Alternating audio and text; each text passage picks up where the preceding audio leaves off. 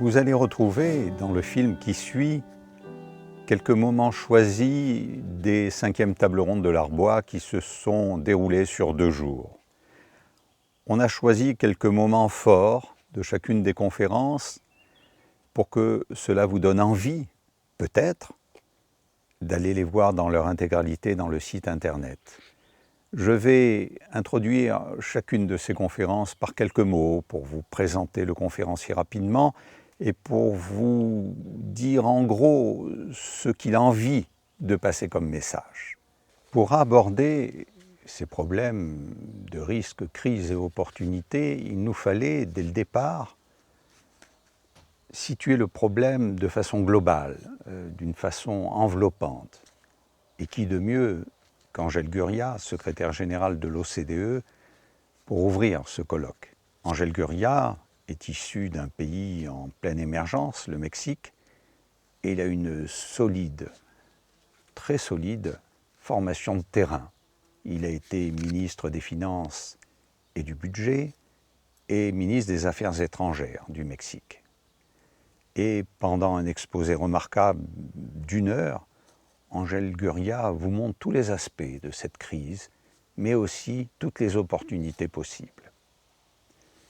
Pour reprendre simplement quelques points, Angèle Gurria nous explique qu'on est dans une situation de collision, de conflit avec la nature, et que la crise n'a été qu'un prétexte pour écarter ces problèmes environnementaux. Il faut se ressaisir et très rapidement reconsidérer ces problèmes, car la croissance mondiale ne saurait se bâtir sur une énergie polluante. Ce serait catastrophique, et en tous les cas, c'est inquiétant de l'avoir écarté. Si la consolidation fiscale est importante pour sortir de la récession, il n'en demeure pas moins qu'il nous explique que l'austérité n'est pas une politique, ce n'est qu'une conséquence d'un endettement qui est allé au-delà de certaines limites soutenables. Certains pays européens ont tellement manié l'austérité qu'ils ne peuvent plus se tourner vers la productivité, la compétitivité qui nous sortira de cette crise. Il y a donc un équilibre à trouver entre consolidation fiscale et compétitivité. Tout l'avenir est là. Susciter de l'espoir en expliquant les enjeux de la croissance à moyen et à long terme permet d'obtenir l'adhésion d'une population sur des sacrifices à court terme. Il faut donc expliquer très clairement l'état dans lequel on se trouve et l'état dans lequel on veut aboutir. Car les marchés sont sensibles à ce type d'explication. Le marché est imprévisible, c'est un juge sévère et il est du devoir des hommes politiques de faire attention à ce qui est dit et de bien expliquer. De toute évidence, comme j'ai mentionné avant, c'est la crise économique et financière la plus grave que nous ayons connue. La débâcle économique a été la conséquence naturelle d'une prise de risques énorme et d'un endettement insensé, de défaillance dans la réglementation et la supervision des systèmes financiers et d'un excès de confiance de la part des dirigeants. Tous ces facteurs cumulés ont entraîné des déséquilibres mondiaux massifs une expansion du crédit excessivement imprudent et l'apparition de bulles des prix des actifs.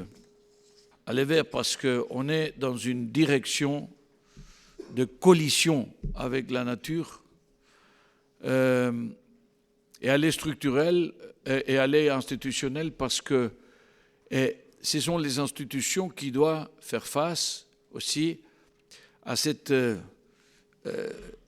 post-crise. Je voudrais dire qu'on est dans la post-crise.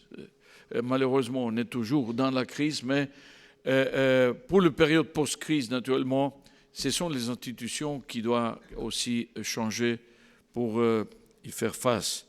Pour faire face à la crise court terme, ce sont des instruments structurels long terme.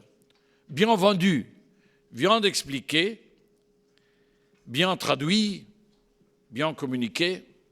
Dans d'autres pays, les graves lacunes du système d'enseignement et de formation sapent la performance et ne permettent pas d'offrir aux entreprises les compétences dont elles ont besoin. Mais la croissance dont nous avons besoin doit également être plus propre. Elle doit favoriser le développement économique et s'accompagner d'une utilisation intelligente des actifs naturels. C'est ce type de croissance que l'OCDE met en avant dans sa stratégie pour une croissance verte. Son objectif est d'aider les gouvernements à changer de modèle économique en faisant des activités respectueuses de l'environnement les nouveaux moteurs de leur croissance. Green growth, la croissance verte. À rédiger l'investissement sur des secteurs à basse carbone en prenant en compte les considérations écologiques dans leur participation aux chaînes de valeur mondiale et en concevant des réformes qui ne les rendent pas prisonniers d'énergies polluantes et peu efficaces. Comme vous le savez très bien, dans cette technopole de l'environnement, la planète ne résistera pas au retour d'une croissance fondée sur les énergies polluantes. Enfin, la croissance doit également être plus équitable. Créer des opportunités pour tous et permettre une répartition plus juste des fruits de la prospérité, c'est essentiel. Nous savons désormais avec certitude que les effets positifs de la croissance ne se diffusent pas automatiquement du haut en bas de l'échelle sociale. Pendant les 3 décennies qui ont précédé la crise actuelle, les écarts de revenus se sont creusés et les inégalités de revenus des ménages ont augmenté dans la plupart des pays de l'OCDE. Dans ces pays, le revenu moyen de 10% les plus riches est aujourd'hui 9 fois supérieur à celui des 10% les plus pauvres. La logique de la déréglementation serait supplantée par une gouvernance financière digne de confiance, renvoyant les banques à leur fonction initiale qui consiste à servir la société. Le réchauffement climatique est aujourd'hui connu de tous, bien que personne ne sache que l'inventeur de ce réchauffement climatique est un Français, Claude Lorius, qui a participé à ces tables rondes quelques années auparavant. Ce réchauffement climatique, tout le monde le sait maintenant, serait dû à l'effet de serre de certains gaz, et en particulier du CO2, libéré par le grand développement industriel, donc par l'action anthropique. Eh bien, tous les scientifiques ne se rangent pas à cette théorie et à cette démonstration. Vincent Courtillot, que vous allez voir, est parmi ces grands scientifiques. C'est un physicien du globe, très connu, membre de l'Académie des sciences en France, mais aussi de l'Académie européenne, de l'Académie de Chine. C'est un scientifique reconnu dans le monde entier, et pourtant, lui, n'y voit pas une action majoritaire anthropique. il y voit une variabilité naturelle du climat.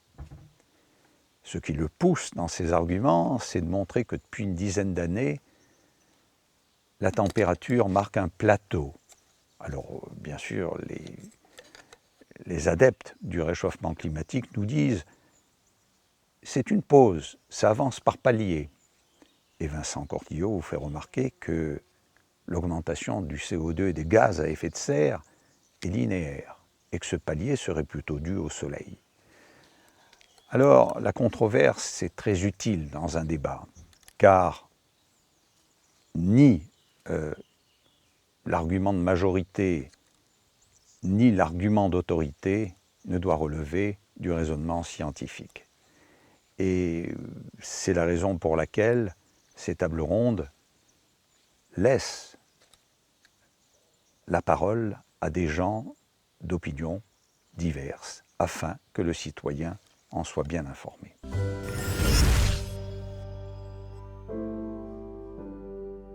Vous voyez des nuages bleus et roses sur chacune de ces courbes, puis vous voyez la moyenne globale en bas à gauche, la moyenne pour toutes les terres émergées au milieu, la moyenne pour tous les océans du globe à droite.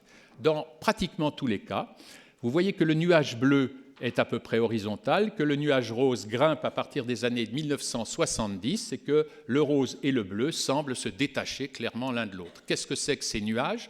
Le nuage bleu, c'est l'ensemble de tous les modèles informatiques calculant tous les effets qu'on pense avoir compris qui agissent sur le climat, le gaz carbonique, effet de serre, sans le gaz carbonique justement, avec les volcans, le soleil, tout ce qu'on pense avoir compris des mécanismes naturels de fonctionnement du climat. Et en rose, c'est la même chose en rajoutant le seul effet de serre tel qu'il est compris actuellement et tel qu'il est évidemment rédigé dans ces programmes informatiques. Quand vous voyez cette figure-là, vous n'avez guère de doute, vous vous dites, il me faut le gaz carbonique pour expliquer ce réchauffement climatique, et ce réchauffement climatique paraît anormal presque à toutes les échelles. S'il n'est pas absolument évident en Amérique du Nord, il est évident dans toutes les courbes globales que vous voyez en bas, il commence à se manifester, en particulier en Europe. À notre grande surprise, la courbe en bleu que vous voyez doit être comparée à la courbe noire qui est en dessus. Il y a des ressemblances incontestables. Les échelles horizontales et verticales sont les mêmes, mais par exemple, cet énorme maximum de température, maintenant très bien reconnu aux États-Unis, est absent et sortirait complètement et des courbes roses et des courbes bleues. Donc les données nord-américaines ne sont pas compatibles avec les modèles tels qu'ils étaient synthétisés en 1997. Et qui plus est, ça nous paraît important, la variabilité le record de température, toutes années confondues, ce n'est pas très important, mais c'est 1930, ce n'est pas dans les 10 premières années du XXIe siècle, c'est tout proche, hein, mais la météo américaine a reconnu que l'année 30 avait été la plus chaude aux États-Unis. Enfin, il nous paraissait très important de constater que plutôt qu'une sinusoïde, une courbe en segment de droite séparée par des changements de pente assez brusques était une bonne représentation des données. Pour ceux d'entre vous qui êtes familiers de ce qu'on appelle les modèles non linéaires, il y a beaucoup de systèmes complexes qui fonctionnent comme ça, en avançant sur leur aire et puis en changeant de mode de fonctionnement assez brutalement. Si c'est vrai, c'est un élément important qu'on ne distinguait pas vraiment dans le dessin supérieur.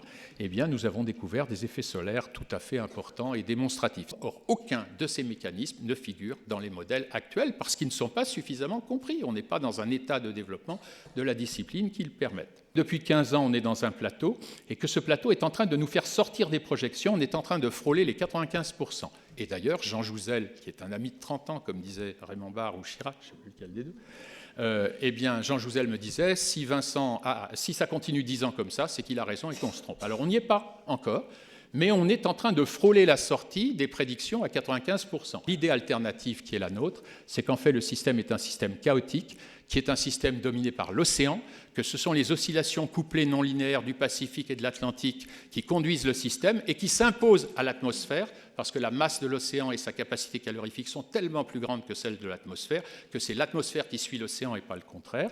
Et en suivant l'océan, eh bien, vous avez des périodes et des changements de phase et des changements de mode. Et comme vous le voyez sur ces données anglaises, on est sur un plateau, voire même sur cette courbe des Anglais, sur une légère descente, et que chacun des segments précédents a duré environ 30 ans.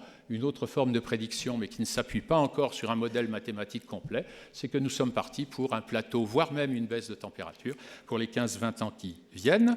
Et à partir de là, je vous dirais évidemment, vous avez senti quelques légères différences avec le point de vue du très bel orateur de ce matin, et qu'en particulier, baser des politiques mondiales sur ça, plutôt que ça, repose sur un tel degré d'incertitude. Je pense que la notion de consensus en science à laquelle je m'étais attaché est une notion gravement fausse et non opératoire, et je pourrais développer ça dans le débat.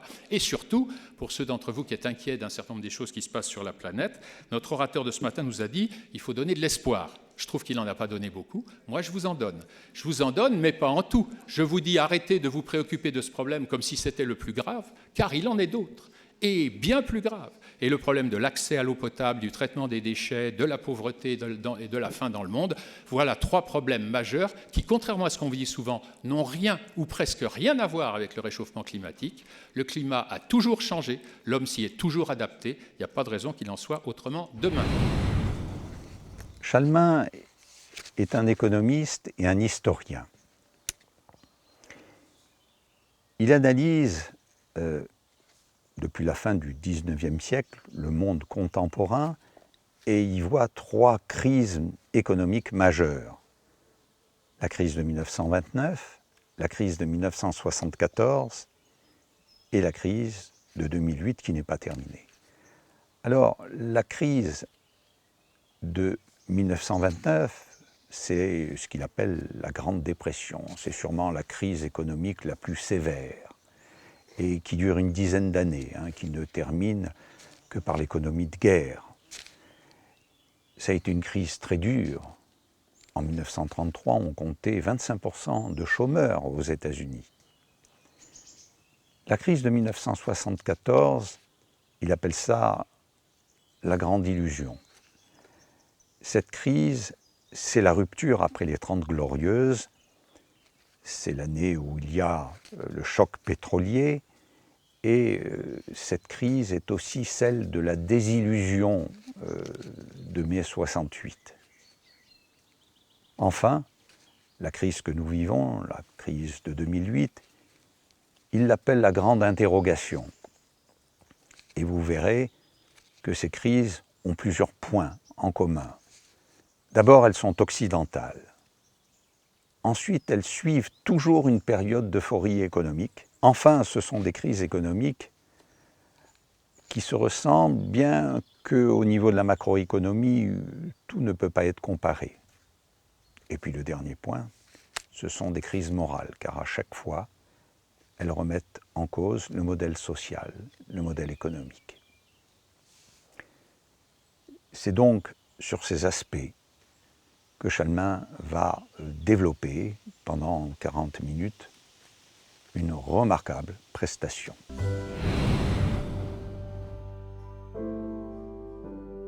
C'est vrai qu'aujourd'hui, nous sommes au cœur de la 3e crise majeure du monde contemporain.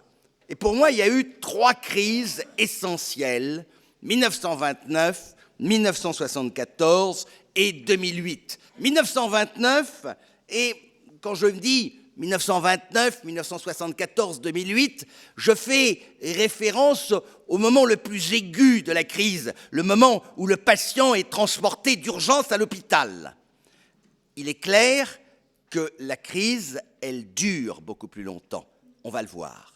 1929, c'est la Grande Dépression. C'est la crise, peut-être du point de vue économique, qui a été la plus marquée. Et elle dure en réalité toutes les années 30. 1974, c'est l'année du choc pétrolier, souvenez-vous. J'aurais tendance à l'appeler la Grande Illusion. C'est une crise qui commence plus tôt en réalité, car en fait il faut y intégrer la contestation de la société de consommation de la fin des années 60. Mai 68 fait partie quelque part de la crise de 74. 2008, alors c'est facile, j'ai dit la Grande Dépression, la Grande Illusion. 2008, elle est pour nous aujourd'hui la grande interrogation. Elle commence en réalité en 2006 sur le marché immobilier américain.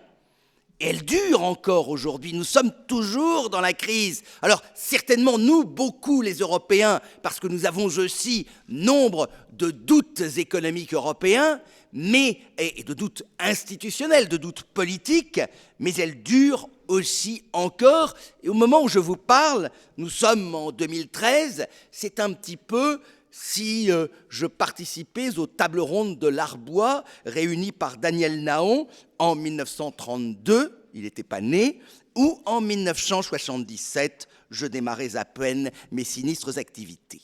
Deuxième remarque, ces crises suivent toujours une certaine période d'euphorie économique. La crise de 29, elle fait suite aux années folles, les années de l'après-guerre, les années 20, Gatsby le Magnifique, etc. La crise de 74, elle met un terme à cette extraordinaire période, notamment en Europe, qui avait été les 30 Glorieuses. Et enfin, la crise de 2008, eh bien, elle met un terme à une période que l'on avait appelée, souvenez-vous, celle de la nouvelle économie, le temps de la mondialisation heureuse et de la nouvelle économie. Et qui unit quelque part ces trois crises, c'est qu'elles sont en même temps des crises morales. À l'occasion de chacune de ces crises, nous assistons à une remise en cause du modèle économique dominant. C'est une critique directe du capitalisme débridé, de la mondialisation sur les crises de 29 et 2008. C'est une critique de la société de consommation.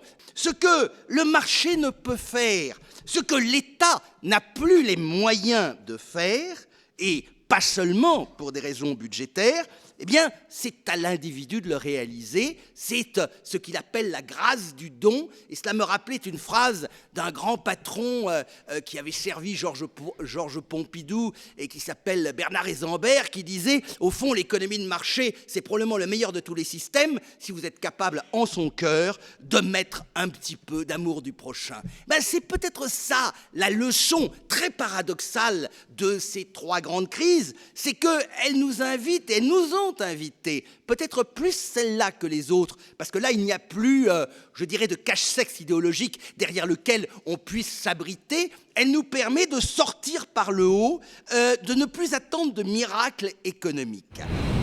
Pascal Colombani a commencé sa carrière au CNRS comme physicien nucléaire, un chercheur.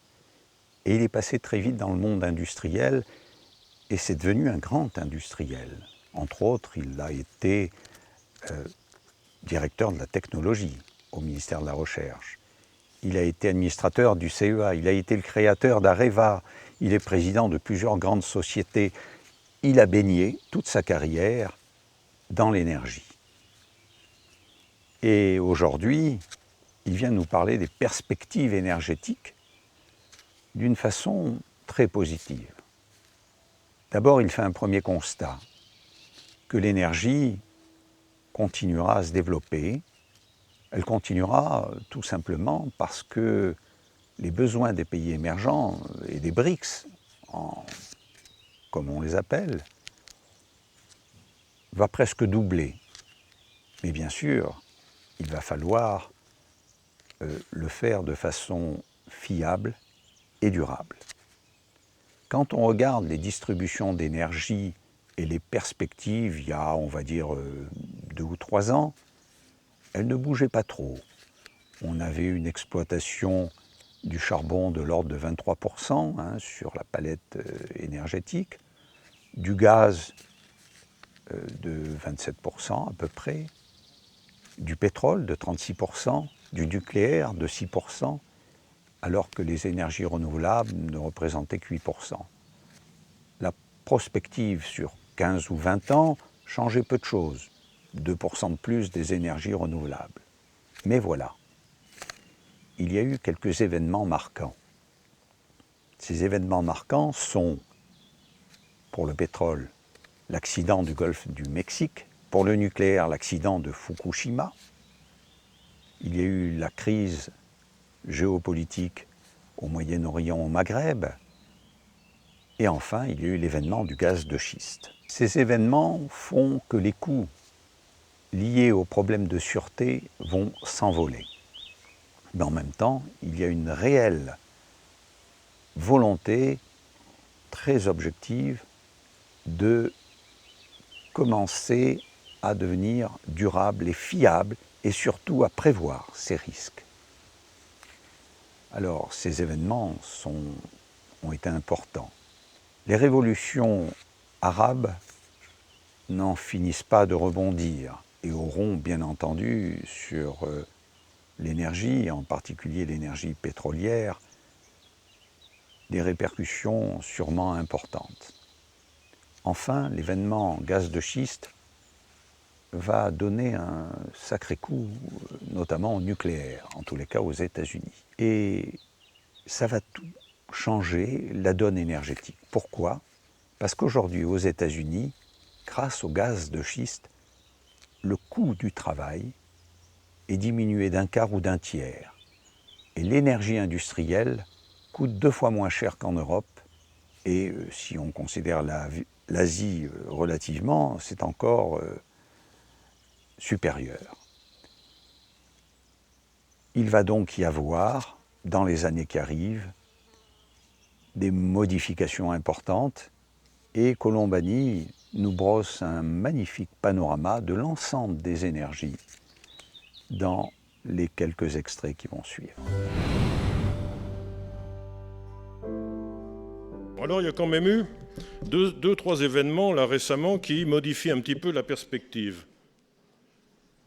Alors le premier, en fait, je n'en suis pas encore là, le premier, c'est l'accident du Golfe de Mexique.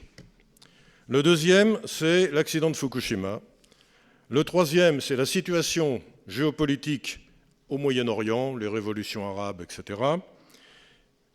Et enfin, l'émergence du gaz de schiste. Dans une moindre mesure, la nouvelle politique européenne de promotion d'énergie décarbonée. Alors, ça bouleverse un peu la vision quand même. Et ça veut dire qu'il y a un certain nombre de conséquences. Les coûts liés aux exigences de sûreté vont s'envoler. Et d'autre part, une réelle volonté d'évaluer objectivement les coûts de chaque mode de production commence à prévaloir. Alors, on passe au nucléaire. Et ce que je voudrais vous dire, c'est que Fukushima n'a pas tué le nucléaire, mais son développement est retardé par des exigences plus grandes en matière de sûreté. Et toujours pour faire le lien avec le gaz de schiste, aux États-Unis, le gaz de schiste a quand même porté un coup quasi fatal à court terme au nucléaire. Et de bien voir qu'aux États-Unis, qui est un pays où l'on prête beaucoup d'attention au retour sur investissement, la structure du retour sur investissement du nucléaire est beaucoup moins favorable pour des utilities qui, en général, ont des capitalisations relativement faibles, beaucoup moins favorable que construire des usines des usines de production de gaz. Alors la fusion, je voulais dire un mot sur la fusion, parce que je vais dire la fusion. Écoutez, franchement, c'est un programme de recherche très intéressant. Il faut que je fasse attention parce que je suis à Aix ici, quand même. Oui. Bon, c'est un programme de recherche sûrement très intéressant sur les matériaux, sur la simulation, sur la modélisation.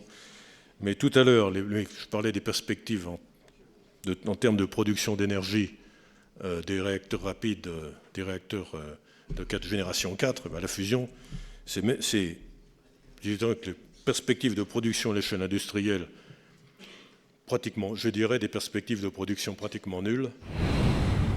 Louise Fresco est un chercheur remarquable. C'est une dame très écoutée dans les cercles internationaux. Elle a été directrice adjointe de la FAO et dans son pays fait de très nombreux débats sur l'alimentaire dans le monde. Alors elle nous délivre aujourd'hui un message très positif. La crise alimentaire ne dépend pas en fait de la nourriture. Voilà ce qu'elle nous explique. Il y a assez de nourriture pour tout le monde. C'est plutôt une crise de la pauvreté, une crise d'accès à l'aliment. Depuis 10 000 ans, c'est-à-dire depuis la naissance de l'agriculture, l'humanité n'a connu que des situations de pénurie, de famine. Et d'un coup, depuis 50 ans, c'est l'abondance. L'abondance de nourriture, mais elle ne sait pas la gérer. L'histoire de l'agriculture est l'histoire de nos erreurs.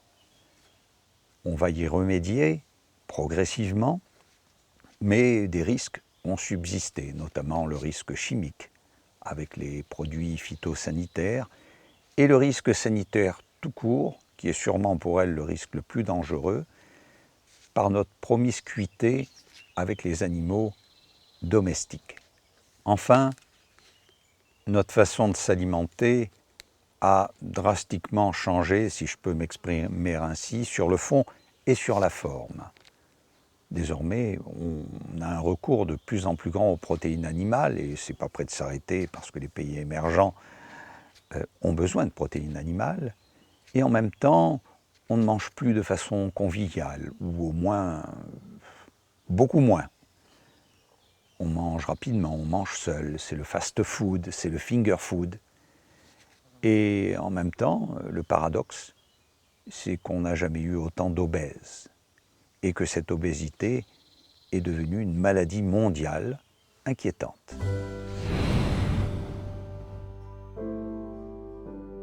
Le message que je veux vous porter, c'est un message positif. Il n'y a pas question d'une crise alimentaire au niveau global. Oui, il y a une crise de pauvreté, il y a beaucoup de pépins techniques, mais il est certain que nous pourrons, de façon normale, sans problème, alimenter ce monde de 9 milliards. Qu'on est tantôt en train de s'ajuster, de comprendre les leçons, de comprendre nos erreurs. Et je ressens de temps en temps une certaine impatience parmi nous, en fait c'est mon impatience aussi, pourquoi on ne fait pas mieux. Mais quand on regarde ces 200 ans, on a appris énormément. La population humaine a doublé, les rendements sont nettement plus hauts, les calories qu'on a par tête ont augmenté quand même d'un quart, donc c'est déjà dans le premier bullet, le premier point, on a déjà tout le succès de l'agriculture. Le bétail a augmenté, l'urbanisation, tout a augmenté d'une façon absolument extraordinaire. Et ça, c'est vraiment dû au fait qu'on a pu gérer non seulement la production agricole, mais aussi le commerce agricole. Le fait de libéraliser les marchés agricoles a énormément aidé à augmenter la disponibilité de l'alimentation pour tout le monde. Mais bien sûr, c'est devenu à un prix. Et le prix est bien sûr qu'une grande partie de la superficie terrestre a été transformée par l'homme. Ce qui est très intéressant en France, par exemple, un ouvrier moyen, à la fin du 19e siècle, mangeait presque 1 kilo de pain. Et sa grande, le grand apport de calories était dans le pain, dans les sucres lents, les féculents, et pas dans la graisse. Aujourd'hui, les féculents ne prennent que 30% des apports caloriques dans le régime moyen. Il y a une augmentation et surtout une diversité des fruits et légumes, mais ce qui est nettement plus important, c'est ce grand recours aux protéines animales. Donc on a d'une part un problème de production, d'autre part un problème de consommation. Nous ne sommes pas capables, et on a démontré ça de beaucoup de façons, nous ne sommes pas capables de diminuer volontairement notre consommation. Quand on parle de filière et quand on parle de filière internationale, la sécurité des aliments est le plus grand sujet. Donc pour moi, il y a deux crises, si vous voulez, ou deux grands risques. C'est la production de protéines avec ces risques de maladies, et d'autre part la sécurité en général des aliments dans la filière. Jean-Marc Monteil, que vous allez écouter maintenant, est un scientifique de grande expérience, doublé d'un homme qui a dirigé la science en France et l'enseignement supérieur. Dans les neurosciences, c'est un homme qui a beaucoup de recul. Et aujourd'hui, il nous fait réfléchir, en période de crise, en période d'incertitude, comment les individus ont besoin de se référer à une norme, se référer à un repère, à un univers de référence. Il va nous présenter des expériences en laboratoire qui sont répétés à chaque fois 100 fois. Alors il prend un observateur seul, le met dans une pièce obscure, et un point lumineux circule, des points lumineux circulent, et l'observateur doit normer la distance entre ces points lumineux. Alors ce qui est intéressant, c'est que l'expérience se fait d'abord seule, et la norme qui en sort correspond à ses premières réponses. Puis, il réitère cette expérience avec la personne seule, puis en groupe. Et en groupe, sans mesure préalable. Alors ce qui est intéressant, c'est qu'au début, il y a plusieurs réponses, et qu'ensuite, il y a convergence vers une réponse pour l'ensemble des participants. Enfin, il prend le groupe, puis seul. Et alors, ce qui est intéressant, c'est que très vite, on se réfère à ce que l'autre a dit. C'est-à-dire, on a l'impression que c'est autrui qui a la bonne réponse. Cette expérience est très porteuse, parce qu'elle nous montre, lorsqu'on veut définir des normes, qu'il faut faire excessivement attention aux conditions dans lesquelles on les fait. Et notamment, dès qu'il y a une hiérarchie, celle-ci influence terriblement la norme à laquelle l'individu se réfère. Mais je n'en dirai pas plus, l'expérience est pleine de richesses et de sous-entendus, car imaginez que ces références aux normes soient faites dans le milieu politique.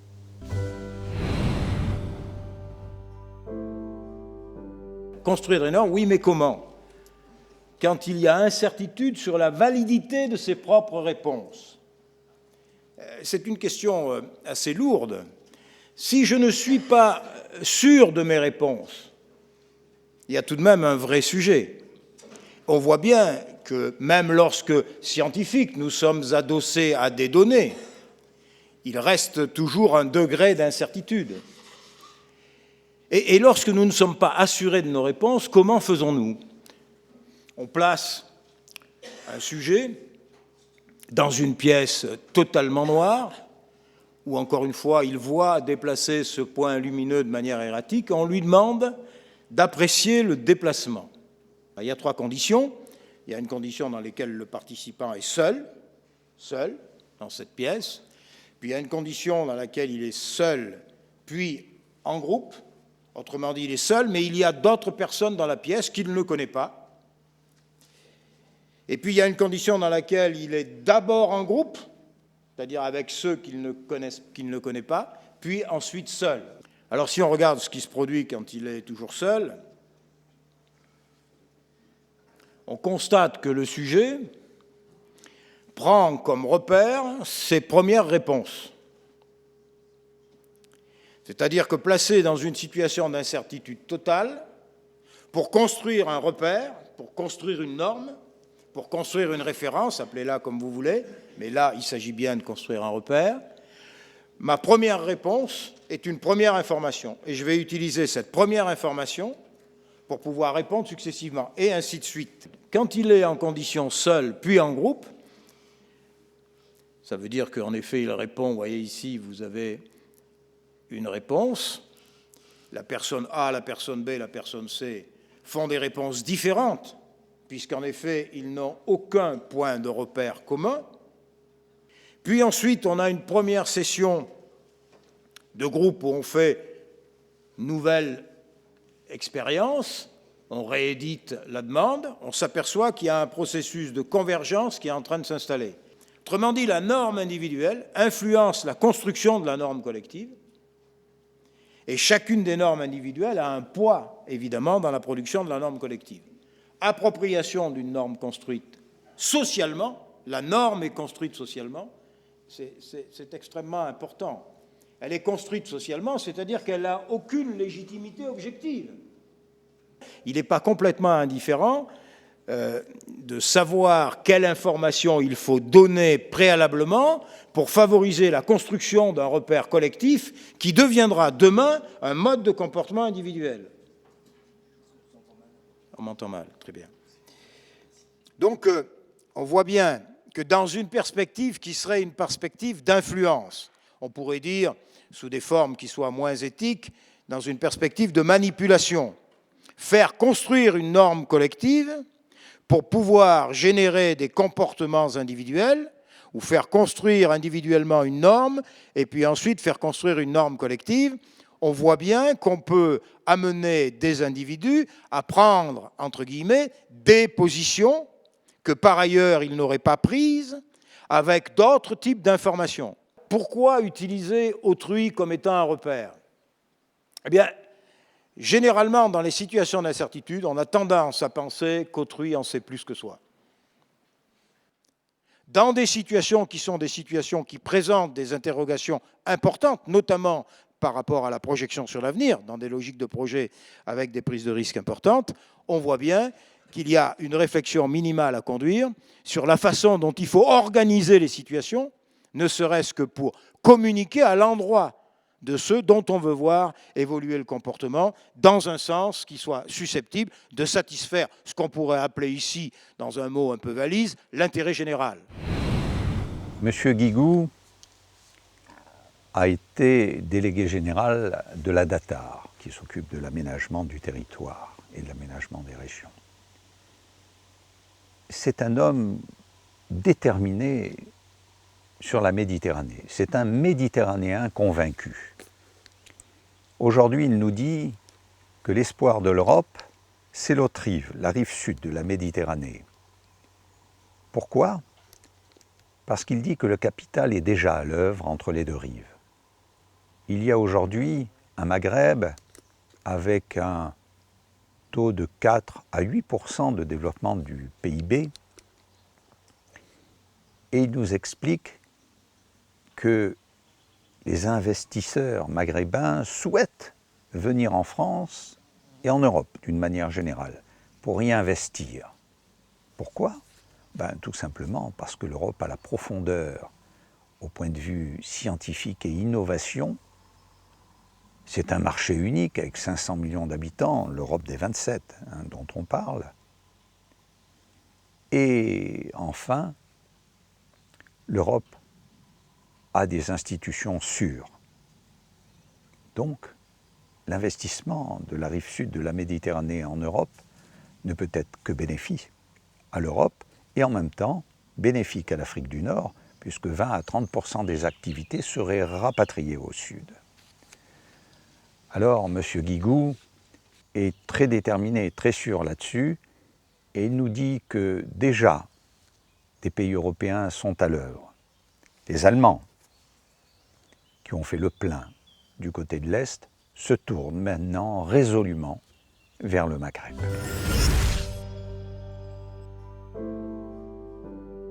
Nous avons une poudrière au sud, couplée avec le réchauffement climatique, avec une certitude sur le réchauffement climatique. Autant on n'est pas certain sur le plan politique, mais le réchauffement climatique est certain. Nous avons fait faire des études par le GIEC, et tous les spécialistes du réchauffement climatique nous disent s'il y a un point, un lieu dans le monde où nous sommes absolument certains qu'il va y avoir un réchauffement très fort, c'est sur la Méditerranée.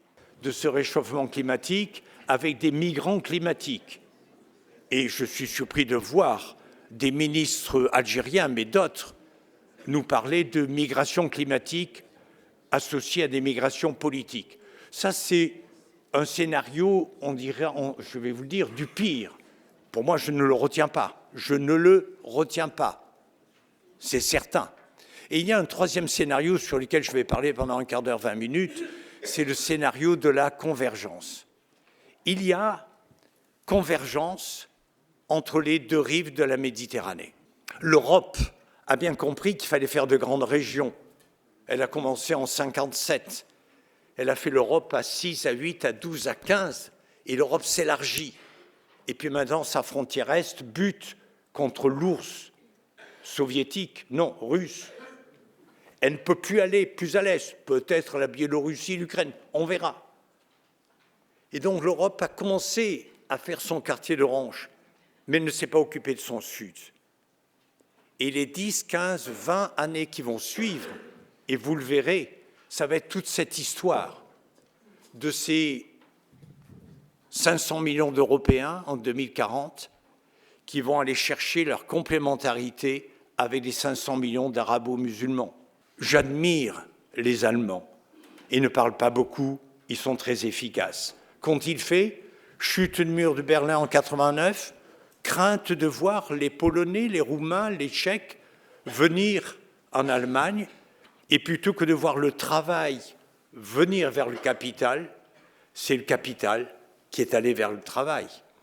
Et donc c'est la redistribution de l'appareil de production, 20-30% de la valeur ajoutée a été redistribuée en Pologne.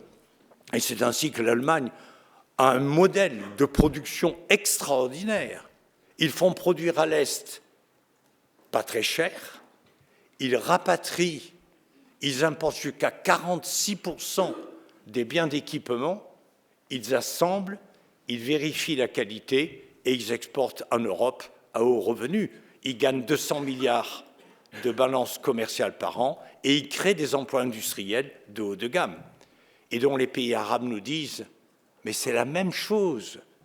Si vous ne voulez pas que les Arabes montent en Europe, aidez-nous à nous développer. » Hervé Lebras est un grand démographe à l'INED et à l'EHESS, très connu du public, on le voit souvent dans des débats télévisés. Et plutôt que de parler du risque démographique, Hervé Lebras nous explique qu'il y a plusieurs risques démographiques et qui sont souvent tour à tour utilisés pour faire peur. Il en prend deux essentiellement, l'invasion des pays du Sud en Europe et le deuxième point, y aura-t-il assez de nourriture pour le monde? D'un point de vue démographique, bien entendu. Sur le premier point, il nous montre que cette peur est irraisonnée. Depuis qu'on a l'Europe des 27, la population et la croissance des naissances est supérieure à celle des pays du Maghreb. Alors, dans la boutade, il nous dit que c'est les pays du Maghreb qui devraient avoir peur, qui, eux, stabilisent leur taux de croissance. En revanche, le danger vient de l'Afrique de l'Ouest. En Afrique de l'Ouest, il y a 10 fois plus de croissance des naissances que dans le Maghreb. Donc le Maghreb est pris entre deux étaux. Je voudrais soulever un point important de l'exposé de M. Lebras. C'est le rapport entre risque et prévision. Il est toujours important de prévoir quand on a des risques. Mais il nous montre que cet état d'esprit de prévoir dépend de l'état du moment et que la plupart des prévisions se sont toujours avérées fausses. Alors c'est intéressant de voir cela à travers les exemples qu'il nous montre et notamment sur la croissance de la population française. Un dernier point intéressant de l'exposé, parmi tous les points qu'il a soulevés, l'exposé de M. Lebras, est celui où il nous montre qu'avec les mêmes données, mais si on raisonne en termes d'augmentation de population ou de taux de croissance, on obtiendra des résultats tout à fait opposés. La démographie, c'est souvent utilisé pour faire peur. Alors, on a eu peur de l'explosion démographique. Et puis cette explosion, une fois, et vous allez le voir, j'en dirai un mot, une fois qu'elle est en train de faire long feu, on a peur du vieillissement démographique. Et puis, étant donné les conséquences de l'explosion, on a peur de l'invasion du Sud. Et là, je vais prendre la suite de mon ami Jean-Louis Guigou. Et je vais essayer de vous montrer que cette peur de l'invasion est irraisonnée et assez contraire aux faits, d'abord. Donc c'est un des risques démographiques que je vais progressivement exclure. Puis un autre risque qui, cette fois-ci, était lié aussi à l'explosion démographique, c'est il y aura-t-il assez de nourriture pour une population peut-être de 9 milliards ou de 10 milliards d'habitants. Si on voulait vraiment faire peur, je vous ai mis ici telles qu'elles sont prévues jusqu'en 2100 par les Nations Unies, et je vais revenir sur cette question de prévision, les naissances en Afrique du Nord et en Afrique de l'Ouest. Alors là, vous voyez que c'est tout à fait autre chose. En Afrique du Nord, j'ai pris les 3 pays, j'ai ajouté la Libye, et en Afrique de l'Ouest, j'ai seulement pris l'Afrique de l'Ouest proprement dite, c'est-à-dire les pays du Golfe de Guinée, les pays du Sahel, j'ai ajouté le Cameroun et le Tchad. C'est vraiment la partie Afrique de l'Ouest. Et regardez la disproportion. L'Afrique du Nord devient, en termes de naissance, un nain politique. Donc si on appliquait la méthode du rapport Ramsès, ce n'est pas à nous de craindre une invasion d'Afrique du Nord, c'est l'Afrique du Nord qui devrait vraiment craindre une invasion de l'Afrique de l'Ouest. Ça vous montre à quel point la prévision est sensible à l'état d'esprit du moment, et ça vous apprend à vous défier de la prévision. Autrement dit, il y a suffisamment et très largement de quoi nourrir la population actuelle et même la population future si on résout 2 problèmes du système qui sont le gaspillage, c'est cela dont on parle le plus souvent parce que ça a l'air facile, en fait c'est très difficile, et puis la question de la nourriture des animaux à partir des céréales et de produits de l'agriculture. Daniel McFadden est professeur émérite à l'université de Berkeley. Mais c'est avant tout un prix Nobel d'économie en 2000. Il nous a fait l'honneur de venir. Il parle en anglais, mais dans un anglais clair et compréhensible. Les biens et les services environnementaux contribuent au bien-être des populations. Ils peuvent avoir une valeur positive, comme la beauté d'un paysage, ou une valeur négative, comme une nuisance, comme une pollution, comme un risque. Mais ces valeurs ne sont pas évaluées par des marchés. Alors McFadden nous explique comment les économistes peuvent les évaluer. Il a plusieurs méthodes qu'il applique à plusieurs exemples, dont un sur une pêcherie au cœur du Montana. Ces méthodes permettent aux décideurs publics d'évaluer, de fixer des taxes, de concevoir l'impact sur l'environnement, des pollutions, et bien entendu d'essayer d'évaluer les dépenses que la société doit mettre en jeu pour combattre ces pollutions, pour combattre ces risques.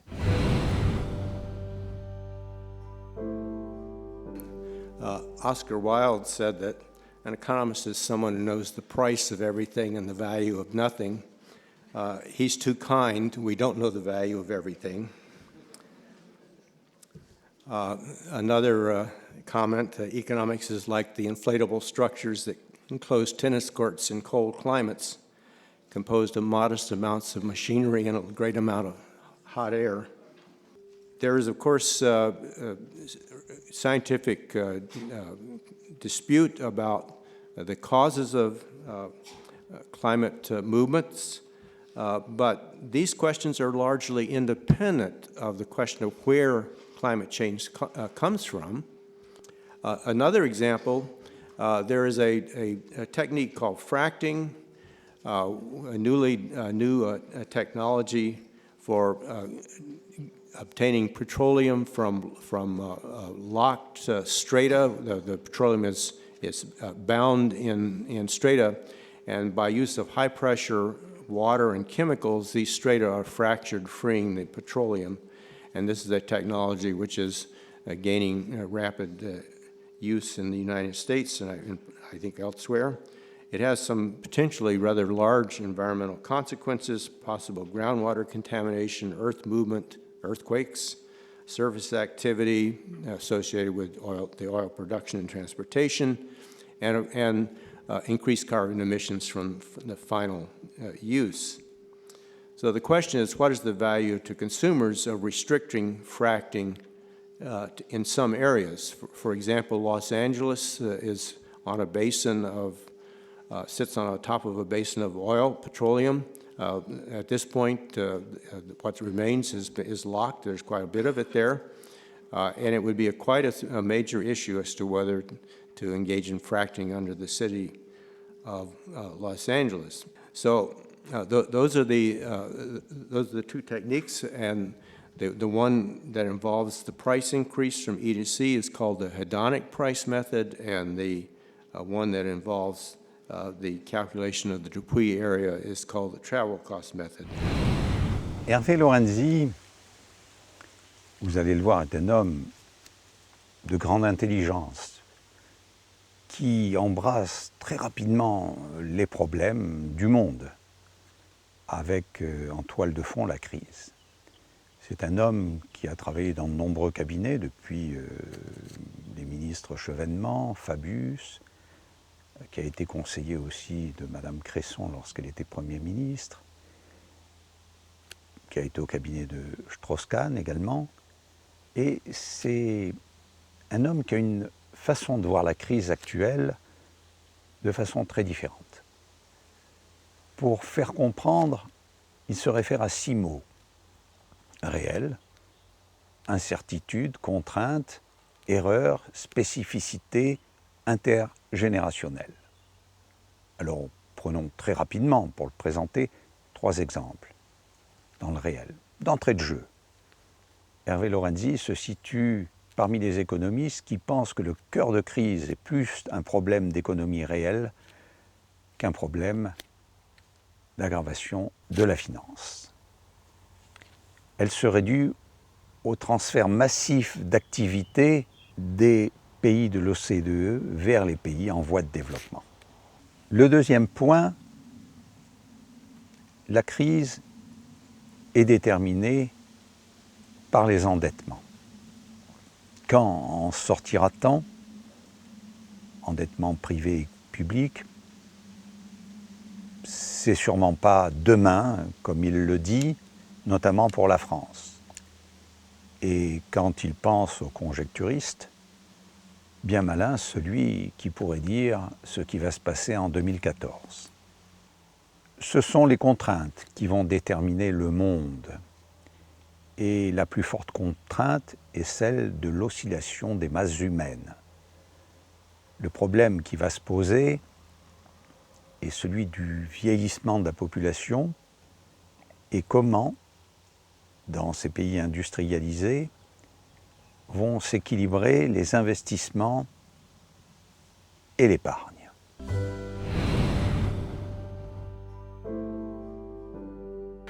En réfléchissant en réalité autour de 6 mots qui sont les mots suivants. Je les reprends pour ne pas en oublier un. Le mot de réel, le mot d'incertain ou d'incertitude, le mot de contrainte, le mot d'erreur. Erreur, c'est pas synonyme avec économiste, mais ça n'est pas très loin, ou démographe d'ailleurs. Je dis ça pour si Hervé Lebras est là. Spécificité et enfin intergénérationnel.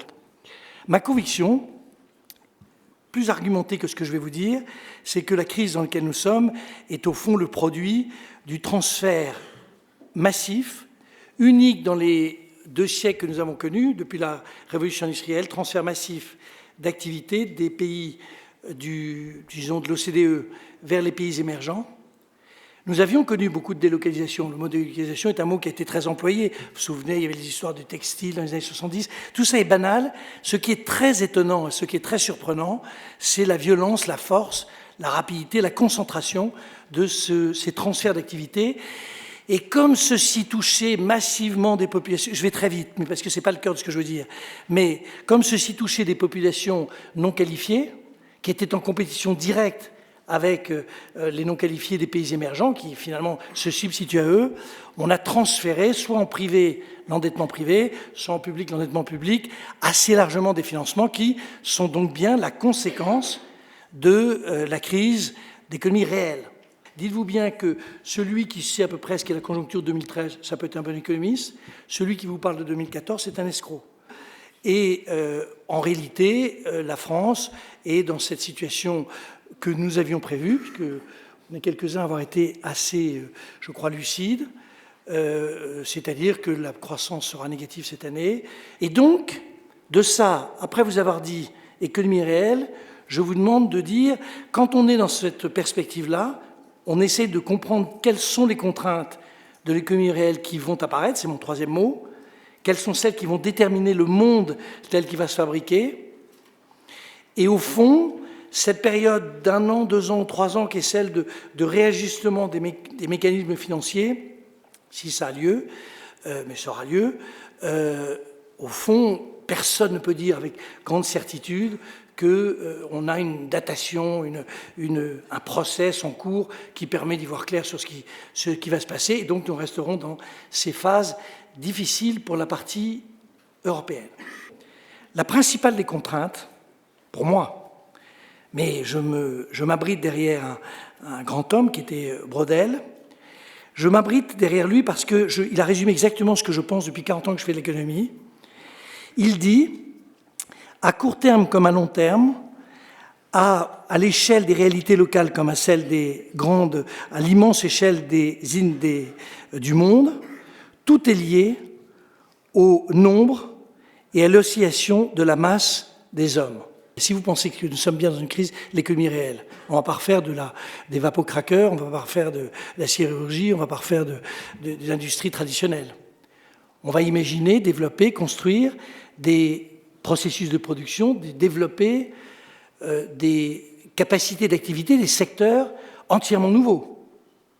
Ceci, évidemment, se traduit par un besoin d'investissement qui est massif.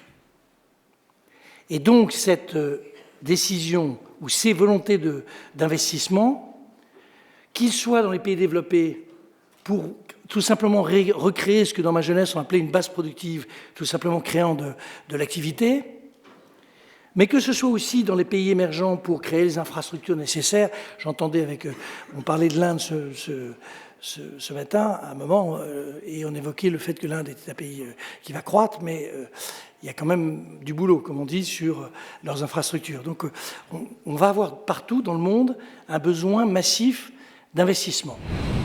Monsieur Paulin, vous allez le voir, ne se situe pas dans la même mouvance que Monsieur Lorenzi. D'abord, vous allez entendre un exposé un peu plus technique, et même s'il nie pas un rôle minime de l'économie réelle, pour lui, la stabilisation des systèmes financiers passeront par la recapitalisation des banques. Le dysfonctionnement du système financier en Europe est aggravé par une déficience de la gouvernance.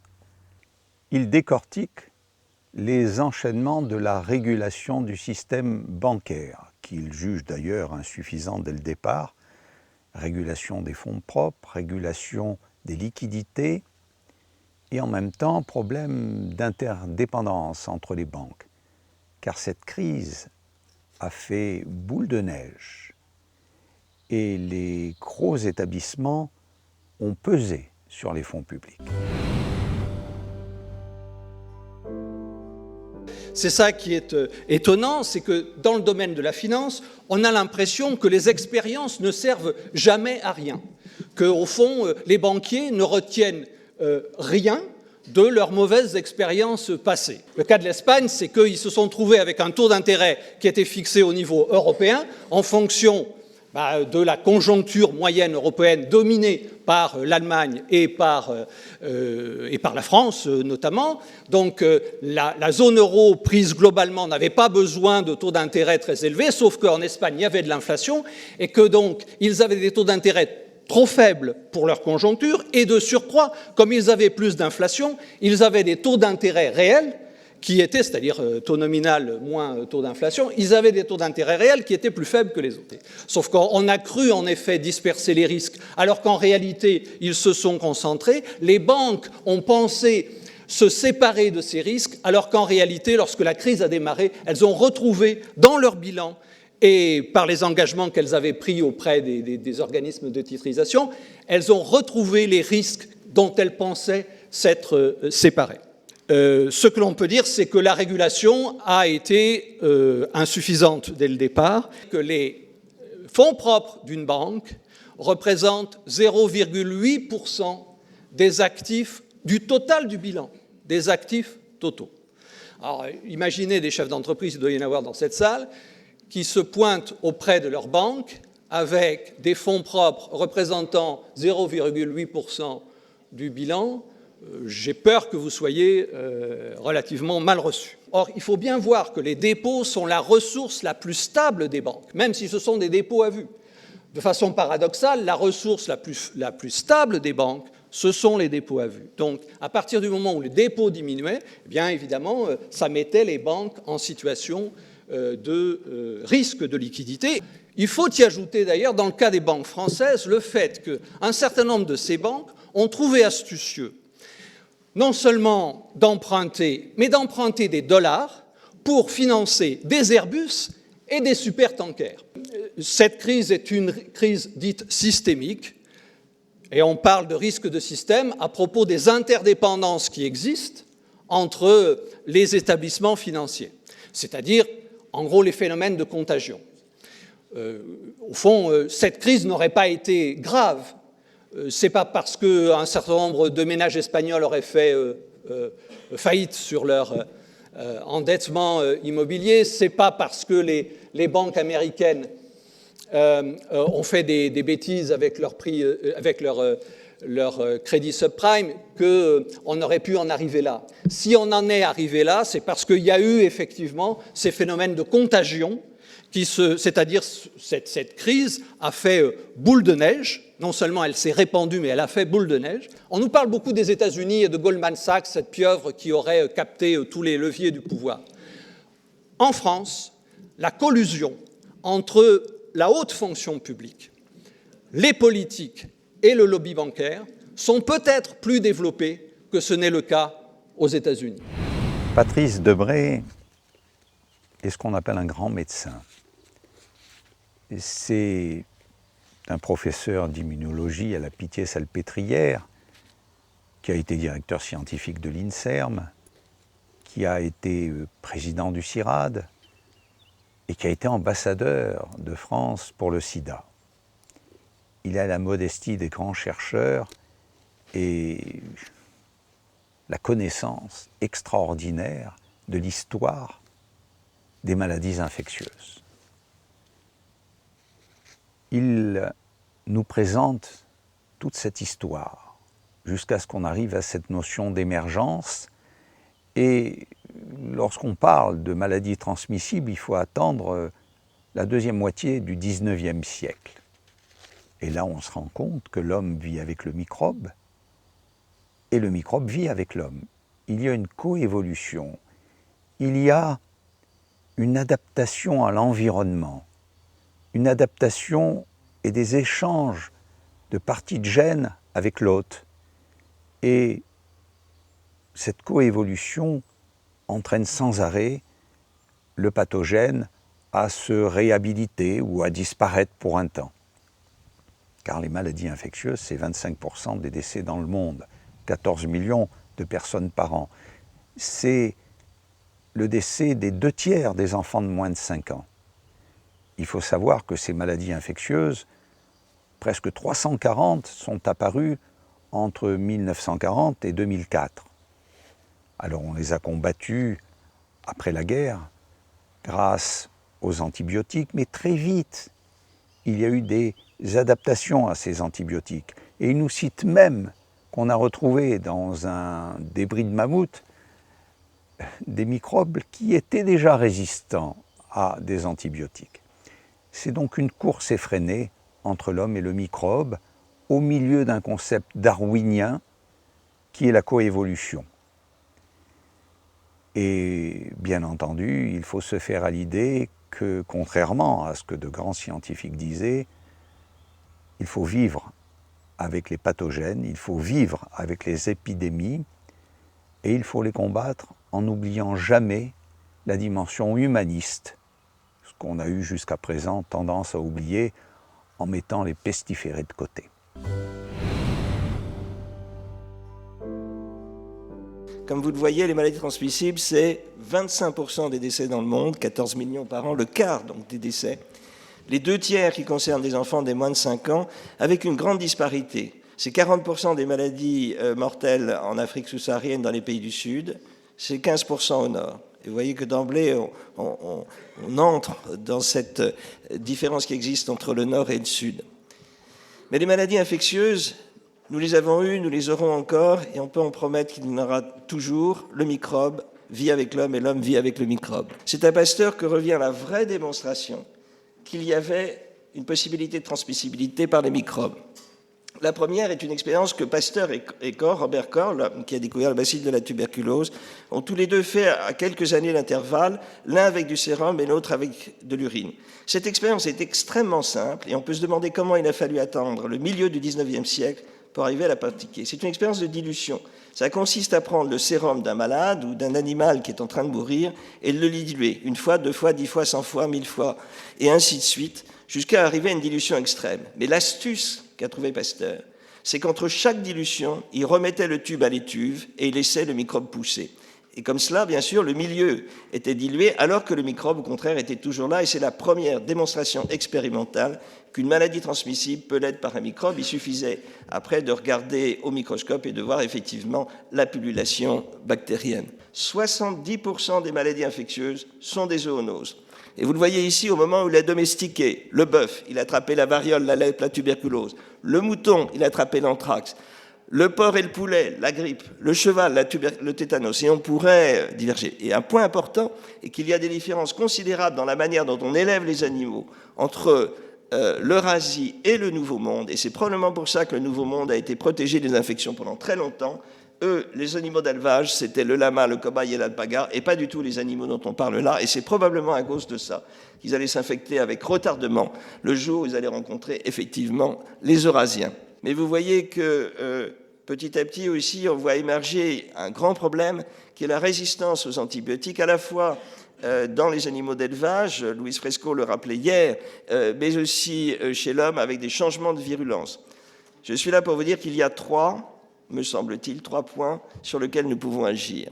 Le premier, c'est la recherche. On ne le dira jamais assez. La recherche, la recherche, la recherche. La recherche et la veille. Et la recherche et la veille, elle est faite justement par ces chasseurs de virus que vous voyez en haut, à droite. Si Gérard Matron est dans la salle, il reconnaîtra peut-être derrière l'une des casaques quelqu'un du CIRAD, parce qu'elle était fait ici dans le centre de recherche dont je préside le comité scientifique, qui se trouve au Gabon, au cœur de la forêt tropicale, à Ebola, et vous voyez que c'est là, en fait, par des interactions entre des biologistes, des médecins, des vétérinaires, des épidémiologistes, des agronomes, des géographes, des écologues, des climatologues, et d'autres encore, que l'on est capable de surveiller la faune, de comprendre, d'isoler les micro-organismes et d'utiliser ce que nous propose la science et les techniques d'aujourd'hui, c'est-à-dire la détection des microbes avec tout ce qu'on sait faire maintenant, des explorations de génome entier par PCR, avec l'utilisation du stockage et les réalisations de bioinformatique, et bien sûr avec l'analyse spatiale et les systèmes d'information géographique. Jean-Charles Grimaud est un professeur au CHU de Marseille-Nord, à Aix-Marseille Université. Mais il est un des plus grands spécialistes mondiaux de la maladie de Crohn. Depuis la deuxième moitié du XXe siècle, alors qu'on voit un certain nombre des maladies infectieuses diminuer grâce à la multitude d'antibiotiques sans cesse renouvelés, on voit une augmentation exponentielle des maladies inflammatoires, sclérose en plaques, asthme, etc. Mais comme Jean-Charles Grimaud est un spécialiste de l'appareil digestif, il nous a développé l'exemple de la maladie de Crohn. Cette maladie qui, lorsqu'il publiait il y a 30 ans, faisait figure de maladie rare et qu'on expliquait il y a 15 ans par des facteurs psychosomatiques ou psychologiques. Aujourd'hui, il y a 8000 cas nouveaux par an. Et on a une explosion, et cette explosion touche tout le tube digestif, depuis la bouche jusqu'à l'anus. avec des conséquences embêtantes, qui demandent une hospitalisation pour 20% des cas, qui demandent une opération pour 50% d'entre eux. Et malgré cela, elle ne guérit jamais. Il y a rémission, explosion, rémission, explosion, ça n'arrête pas, ça handicape. Et ces maladies qui ne touchent plus beaucoup les gens entre 40 et 50 ans explosent dans notre jeunesse. Elle est liée à plusieurs facteurs. Bien sûr, il y a des prédispositions génétiques. Bien sûr, il y a des évolutions de la faune de notre appareil digestif.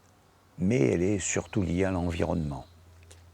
Et elle touche les pays industrialisés. Quand ils nous présentent ces cartes sur l'Amérique du Nord, États-Unis, Canada, l'Europe occidentale ou l'Australie, c'est flagrant.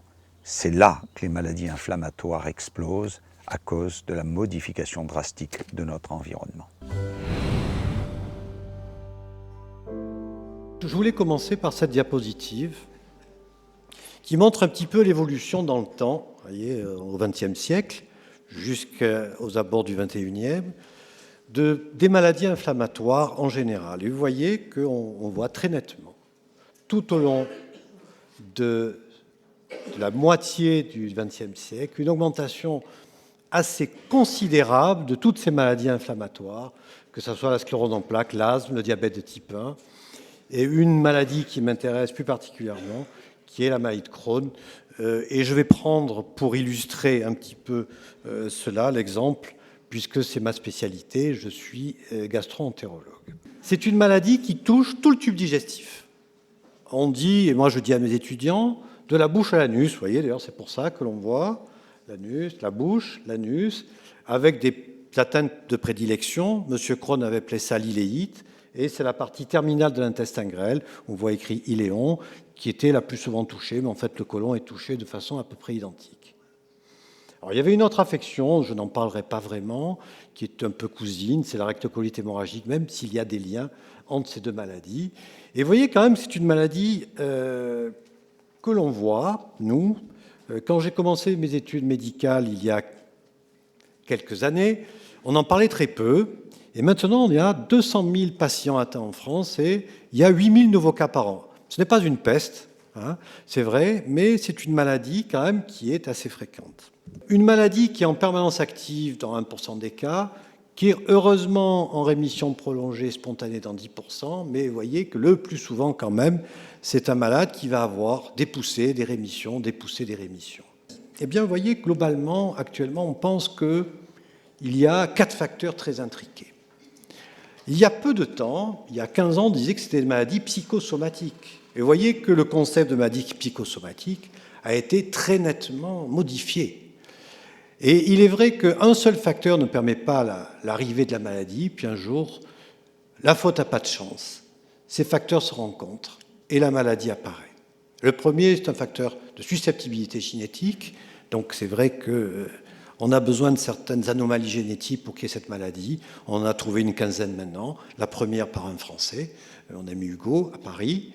La deuxième est très importante. On rejoint un petit peu peut-être la maladie infectieuse à nouveau dans cette maladie, la participation aux anomalies de ce qu'on appelle la flore intestinale, les microbes luminaux, les antigènes microbiens luminaux. Et puis je ne parlerai pas de la réponse immunitaire qui en découle, mais surtout ce qui nous intéressera de l'environnement. Alors, est-ce qu'il est vraiment certain que l'environnement a une part importante dans la physiopathologie de ces lésions? Eh bien, oui. Donc c'est un accroissement majeur en 20 ans de l'incidence de cette maladie. Philippe Busquin est un homme particulier. C'est un grand scientifique, un physicien aussi, physicien nucléaire, qui a été professeur à l'université, mais qui s'est investi dans la vie politique. Il a eu des tas de fonctions. Il est ministre d'État belge. Et surtout, il a été entre 2000 et 2005 le commissaire européen chargé à la recherche le plus brillant que nous ayons pu connaître, en tous les cas que j'ai pu connaître lorsque j'étais directeur de la recherche au ministère. C'est un homme d'idées, de progrès. Aujourd'hui, il nous parle du principe de précaution, qui est par essence très européen. Et comment le concilier avec une innovation dont on a tant besoin pour sortir de la crise. Aujourd'hui, l'agenda 2020 de l'Europe prévoit l'excellence scientifique, prévoit la primauté industrielle et prévoit un effort pour la société européenne. Tout cela nécessite, bien sûr, un effort pour la recherche et l'innovation, qui aujourd'hui, en Europe d'une manière générale, représente 2% du PIB, alors que lorsqu'on individualise les pays du Nord, Suède, Norvège, Finlande, c'est 3% du PIB, à 4% du PIB, l'Allemagne c'est 3%, la France c'est 2,4%. Et pourtant déjà l'agenda 2000 défini dans l'espace de la recherche européenne définissait d'atteindre très rapidement ces 3%. L'Europe est compliquée, ça ne facilite pas l'innovation, et 13 ans après le début de cet agenda, il y a une perte de l'innovation européenne, et il faut se ressaisir, car tout cela résulte d'un mauvais usage du principe de précaution.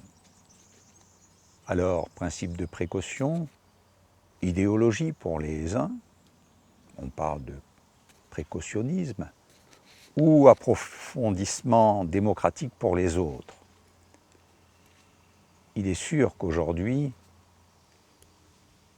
il faut revoir ce principe de précaution pour le concilier avec cette innovation et le développement économique des pays européens. Car il faut donner un contenu à ce principe de précaution. Mais on n'en est pas là, car il est au cœur d'enjeux politiques. Et pourtant, les enjeux innovants pour demain, depuis les OGM, en allant à la pile à hydrogène, en passant aux nanotechnologies, qui sont une innovation sans précédent et dont l'Europe aujourd'hui est en avance sur le reste du monde. Va-t-on garder cette avance? Ou à cause d'un principe de précaution, va-t-on renoncer à ce que l'Europe soit à la pointe du progrès innovant? Alors il faut faire participer le citoyen. Mais cette participation est lente, elle existe, mais elle est lente. Elle est lente par rapport à la recherche et à l'innovation qui nécessite rapidité pour prendre le pas sur des concurrents. Et au contraire, ce qu'on voit aujourd'hui, c'est une radicalisation et une opposition à la science, une opposition à l'innovation qu'il faut combattre. Philippe Busquin nous explique comment faire avec le recul d'un homme politique et la connaissance profonde d'un vrai scientifique. Alors ce principe de précaution est un concept très européen et on vient d'apprendre qu'il a été évidemment très mal appréhendé par les milieux financiers, c'est le moins que l'on puisse dire. Mais moi je voudrais m'attacher à parler du principe de précaution par rapport à l'innovation. D'autant plus que, comme on l'a dit, pour sortir de la crise, il y aura besoin de progrès technologiques et de nouveaux développements liés à l'innovation.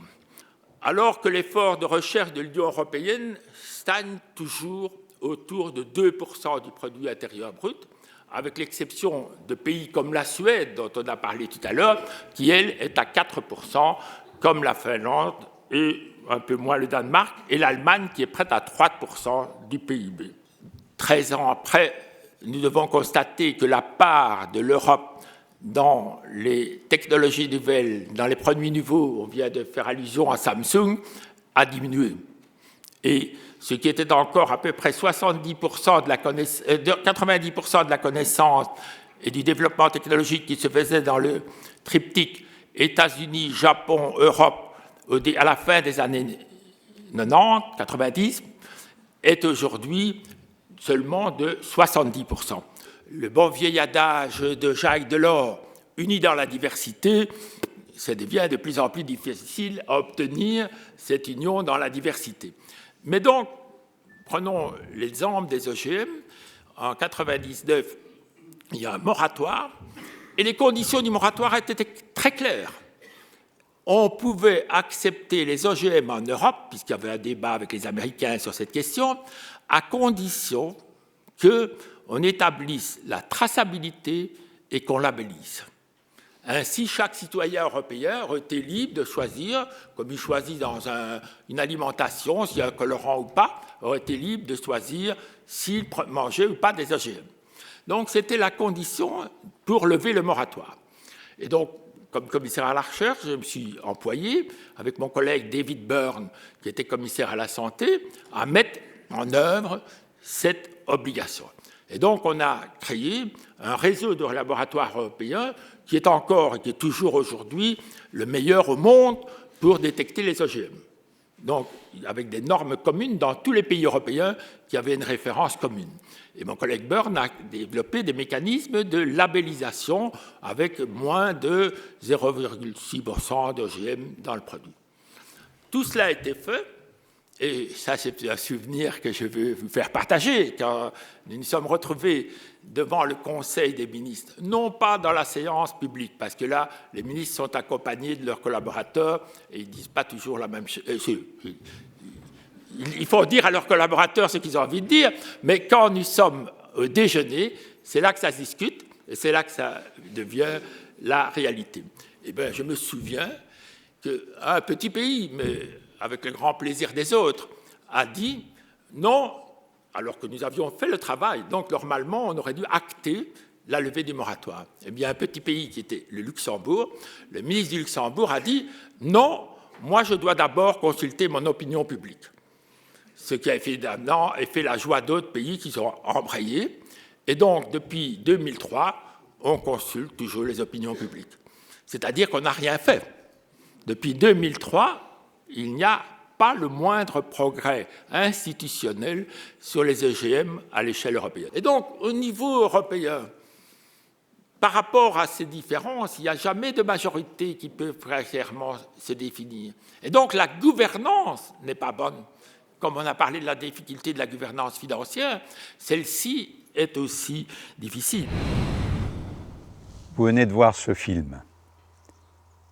Et j'espère que vous aurez été convaincus pour désormais vous porter sur le site et regarder plus en détail les interventions de ces grands personnages, de ces grands scientifiques, de ces grands penseurs.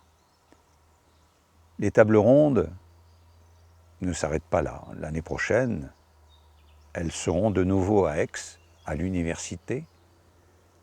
Elles se tiendront les 9 et 10 avril 2014 et porteront cette fois sur l'homme dans tous ses états. Et vous verrez tour à tour comment l'intelligence est née, comment nous sommes sortis du singe, comment l'intelligence a progressé et comment l'homme aujourd'hui, qui est un homme neuronal, un homme de science, un homme bionique, mais en même temps qui est un parent, qui est un enfant, qui est un grand-parent, mènent leur vie dans la société et nous faisons appel pour cela à des anthropologues, à des préhistoriens, à des neuroscientifiques, à des philosophes et à des sociologues. À très bientôt donc aux prochaines tables rondes. Merci.